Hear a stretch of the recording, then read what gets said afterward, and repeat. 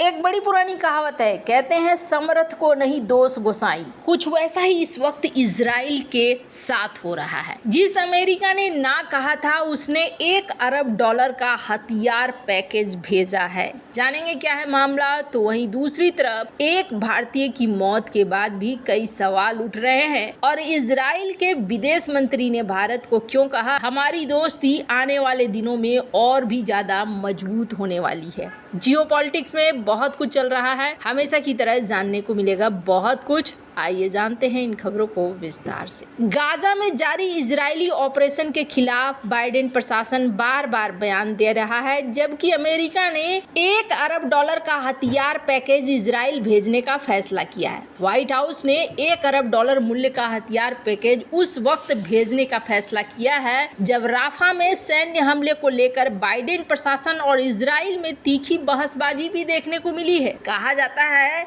कि हथियार पैकेज को लेकर बाइडेन प्रशासन ने एक बेहद खास बैठक करी और बाइडेन खुद ही बहुत कंफ्यूज नजर आ रहे हैं इस मीटिंग में, क्योंकि 7 महीने से चल रहे युद्ध में इजराइल को लगातार सैन्य समर्थन देने को लेकर बाइडेन प्रशासन दो राहे पर खड़ा है। क्योंकि एक तरफ से अमेरिका में रहने वाले मुस्लिमों का कड़ा विरोध हो रहा है और 5 नवंबर को होने वाले राष्ट्रपति चुनाव में बहिष्कार की धमकी का सामना करना पड़ रहा है, जबकि दूसरी तरफ वो इजराइल को सैन्य अभियान रोकने के लिए मनाने में भी नाकाम दिख रहे हैं। आपको बता दें, बाइडेन प्रशासन ने गाजा पट्टी के रफा क्षेत्र में हमला नहीं करने को लेकर इजराइल को बार बार चेतावनी दी और इस महीने की शुरुआत में बाइडेन प्रशासन ने 3500 बमों के एक खेप इजराइल भेजने पर रोक भी लगा दी। लेकिन अब $1 अरब का हथियार पैकेज इजराइल को भेजा जाएगा। क्यों भेजा जाएगा? क्योंकि डेमोक्रेटिक पार्टी के कई नेता लगातार बाइडेन प्रशासन पर दबाव बना रहे हैं कि गाजा में इजरायली ऑपरेशन रोकने के लिए इजराइल को हथियारों की खेप भेजना बंद करें। लेकिन रिपब्लिक पार्टी इजराइल का कट्टर समर्थन कर रही है और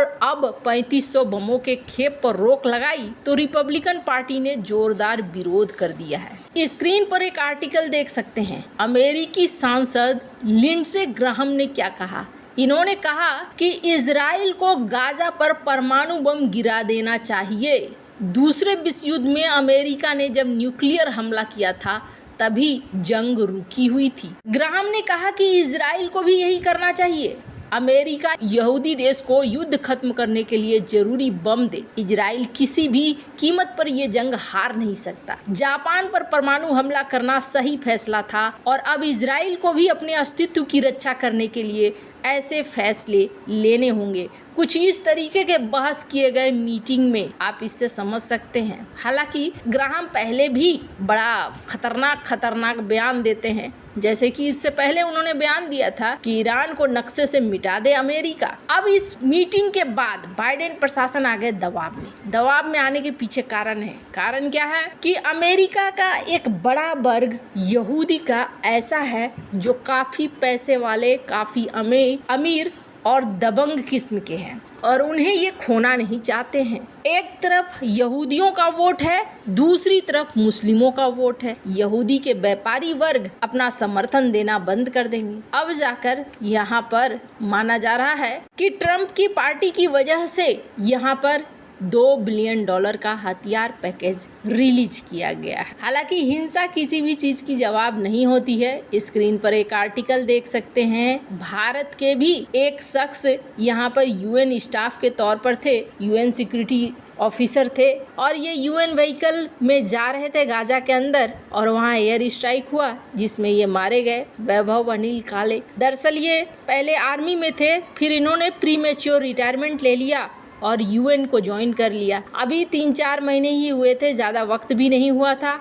यूएन का काफिला यहाँ पर पहुंचा था गाजा में लोगों की मदद करने के लिए और इस एयर स्ट्राइक में इस भारतीय की जान चली गई, जिसकी पुष्टि यूएन की तरफ से भी की गई है। ये एक बड़ा ही दुखद खबर यहाँ से निकल कर आ रहा है। हालांकि इजराइल का कहना है कि देखिए ये एयर स्ट्राइक हमने कर दी, लेकिन हमें पता नहीं था कि यूएन का व्हीकल वहाँ से गुजर रहा है, इस वजह से ये एयर स्ट्राइक हो गई। हालांकि इजराइल और भी कई तरह के आरोप लगाता है, कई बार यूएन के ऊपर आरोप लगाता है कि यूएन के ऐसे संस्थाओं के बीच में ही मिलते हैं, हमास के लड़ाके निकल जाते हैं कहीं से, कहीं ऑफिस है वहाँ से निकल जाते हैं। तो यहाँ पर इजराइल क्या कह रहा है और यूएन क्या कह रहा है इस चीज़ का मायने नहीं करता है। वैसे भी युद्ध में बहुत सारी चीज़ें देखने को मिलती है कि मनमाने तरीके से होती है, पर जो भी है फिलहाल के लिए पहला भारतीय यहाँ पर शिकार हुए हैं इस युद्ध का।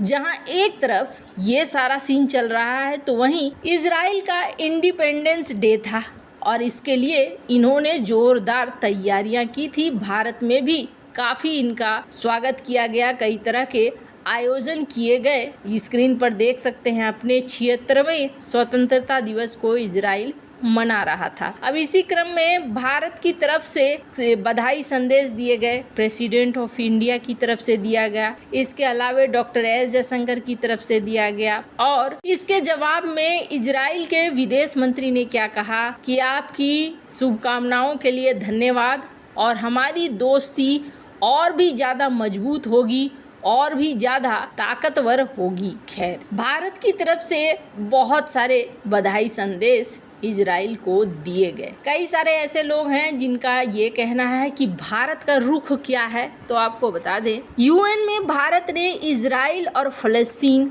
दोनों को सुनाया है, दोनों को शांति का रास्ता दिखलाया है। गाजा में मानवीय संकट को लेकर भारत ने यूएन में निंदा की, साथ ही साथ ये भी कहा कि हमास और इजराइल के बीच जो युद्ध है उससे आम जनता पिस रही है और आने वाले समय में एक बड़ा संकट आने वाला है और ये संकट हटाया जाना चाहिए। भारत ने कई मौकों पर युद्ध का विरोध किया है, इसमें से एक इजराइल और हमास के बीच युद्ध भी है जिसमें बड़ी संख्या में आम लोगों की जान चली गई। इसके अलावा बच्चों और महिलाओं को भी जान से हाथ धोना पड़ा। ऐसे जो मानवीय संकट पैदा हुए हैं उसे किसी भी स्थिति में स्वीकार नहीं किया जा सकता है। खैर, अब आगे यहाँ पर क्या होगा वो देखने वाली बात है। ऐसा लगता है जैसे कि इजराइल हमास के आखिरी गढ़ को खत्म करने के चक्कर में है और हर हाल में इसे खत्म करना चाहता है, हमेशा के लिए झंझट को यहाँ से खत्म करना चाहता है। अब बात है भारत और इजराइल के बीच, तो भारत और इजराइल के बीच काफ़ी अच्छा समन्वय है।